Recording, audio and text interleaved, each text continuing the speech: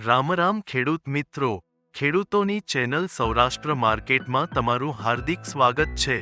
આપણે આ વિડીયોમાં જાણીશું જસદણ માર્કેટ યાર્ડના ભાવ, પણ તે પહેલા જો તમે ચેનલમાં નવા છો તો નીચે આપેલ સબસ્ક્રાઇબ બટન પ્રેસ કરી ચેનલને સબસ્ક્રાઇબ કરો અને બેલ આઇકનને ઓન કરી દો જેથી કરીને દરરોજના તાજા ભાવ તમે સૌપ્રથમ જાણી શકો।